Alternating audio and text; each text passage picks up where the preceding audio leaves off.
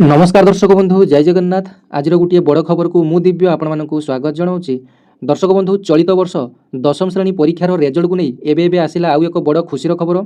तेज चलित वर्ष जो छात्र छात्री मैंने दशम श्रेणी परीक्षा देते तेज जदि दशम श्रेणी रेजल्ट को अपेक्षा कर आपण एक खुशीर खबर। तेज बीएससी ओडिशा तरफ ओडिशार गणशिक्षा विभाग तरफ मे 2 तारिख में मैट्रिक रेजल्ट प्रकाश पाइब बोली आज विभिन्न ओडिशार गणमाध्यम खबरटी प्रसारण हो सारी। तेबे भिडियोटी अनेक मात्रा शेयर करी समस्त दशम श्रेणी भाई भाई मानक पाखरे पहुँचेबे जे सेमानकर मैट्रिक रेजल्ट मे 2 तारिख रे बाहरिया पाई जाउची एवं रेजल्ट कौ वेबसाइट रे देखिबे एवं केतरा समय रे आपण मानकर रेजल्ट आसीबो 2 तारिख रे आसंतु आज वीडियो माध्यम रे डिटेल्स आलोचना करिबा। तेबे संपूर्ण भिडियोटी आरंभ करिया पूर्व चैनल टी को आपण माने फॉलो करनेबे एमिति नुवा नुवा अपडेट पाइबा पाई। तेबे दर्शक बंधु ओडिशार जो भाई एवं भौणी माने चलित वर्ष दशम श्रेणी बोर्ड एग्जाम देथिले जदि से भिडियोटी देखुंत कि बापा माँ भिडियोटी देखुंत भिडियोटी को अनेक मात्रा शेयर करेंगे एवं समस्त पाखे यही खुशी खबरटी पहुँचेबे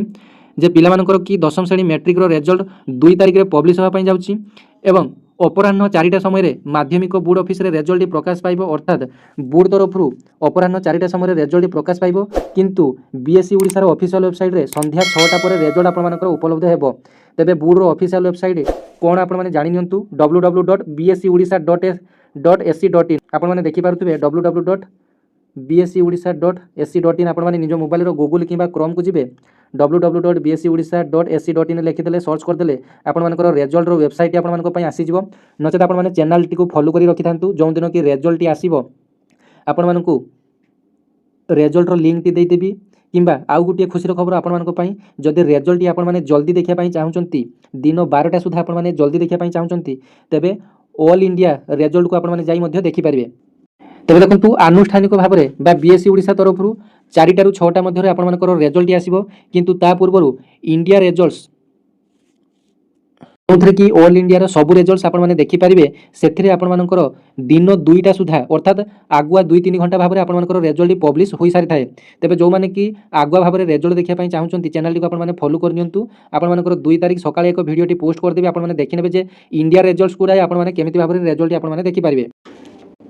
तो देखो आपंकर रेजल्ट देखापी आपर वेबसाइट कौन रही ना www.bscodisha.ac.in आउ गोटे वेबसाइट कौन ना www.bscodisha.nic.in एवं आपर एसएमएस पठाई रेजल्ट देखिपारे केमिति भाव ना OR 10 तापर आपर निजर रोल नंबर टी लिखिदेवे तापर आपण माने रोल नंबर टी को आपण माने टाइप करी 567675 आपण माने एई नंबर टी आपण माने पठाई देबे से माने आपण मानकर डिटेल्स रेजल्ट आपण मानकर मोबाइल को एसएमएस कर देबे आपण मानकर गणित रे केते रहिला आपण मानकर इंग्लिश रे केते रहिला एमएल रे केते रहिला डिटेल्स आपण मानकर रेजल्ट से माने पब्लिश एसएमएस माध्यम रे मध्ये आपण मानकर से माने जणै देबे। तबे आपण माने जानि गले एई नंबर टी को जदि आपण माने निज मोबाइल जदि मेसेज करूथंती तेबे आपण माने मध्ये निजर परीक्षार रेजल्ट मध्ये आपण माने जानि परिबे OR 10 तापर आपण मानकर रोल नंबर टी जहा हितो आपण माने लिखि देबे एई नंबर टी को आपण माने सेंड कर देबे आपण माने रेजल्ट टी देखि परिबे।